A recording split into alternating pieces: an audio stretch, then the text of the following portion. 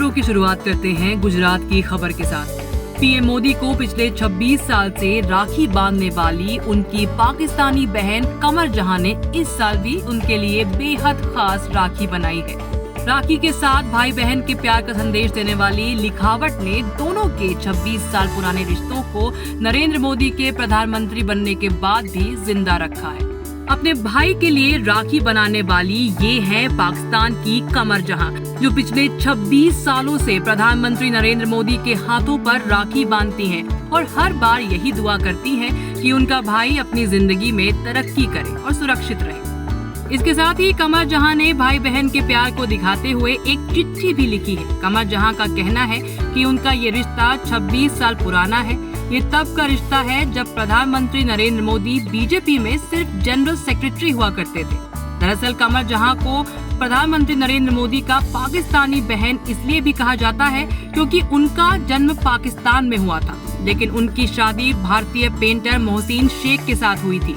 पिछले साल कोरोना संकट की वजह से वो प्रधानमंत्री को राखी नहीं बांध पाई थी, लेकिन उन्होंने राखी डाक से भेज दी थी। कमर जहां के पति मोहसिन शेख और प्रधानमंत्री नरेंद्र मोदी एक दूसरे के काफी अच्छे दोस्त हुआ करते थे। कमर जहां का कहना है कि जब मैं पहली बार उनसे दिल्ली में मिली थी तब उन्हें पता चला था कि मैं कराची से हूं और यहाँ शादी की है। तब उन्होंने बहन कहकर मुझे संबोधित किया था। मेरा कोई भाई नहीं है।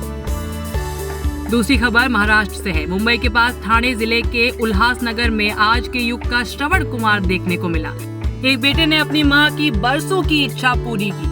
बेटे ने अपनी मां के 50वें जन्मदिन पर सरप्राइज देते हुए पहली बार हेलीकॉप्टर में घुमाया। बेटे के इस अनोखे तोहफे को देखकर मां के आंसू निकल पड़े और बोली कि ऐसा बेटा भगवान सबको दे।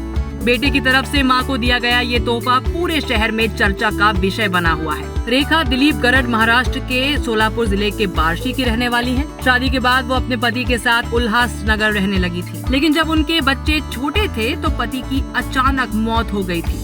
उस समय उनका बड़ा बेटा 7वीं क्लास में पढ़ रहा था। बेटे प्रदीप ने कड़ी मेहनत की और लगन के साथ साथ अपनी पढ़ाई पूरी की और नौकरी करने लगा। प्रदीप जब 12वीं कक्षा में था तो उनके घर के ऊपर से एक हेलीकॉप्टर उड़ रहा था।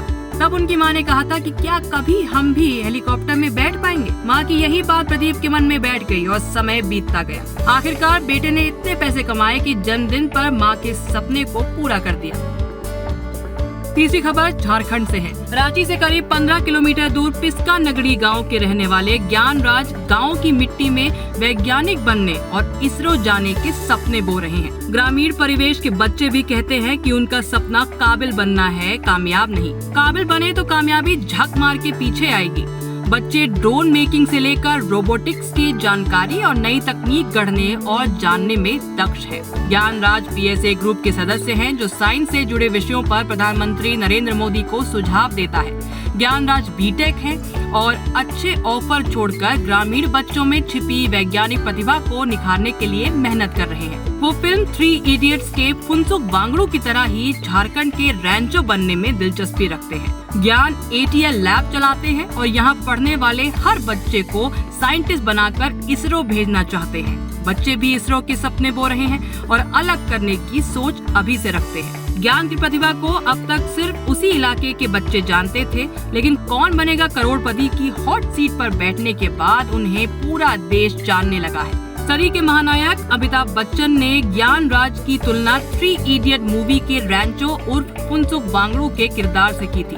ज्ञान अपने ही पिता के स्कूल के बच्चों में छिपे भावी वैज्ञानिक को तराश रहे हैं। उम्मीद है यहाँ से भारत का नया भविष्य तैयार होगा। न्यूज़ तक ब्यूरो।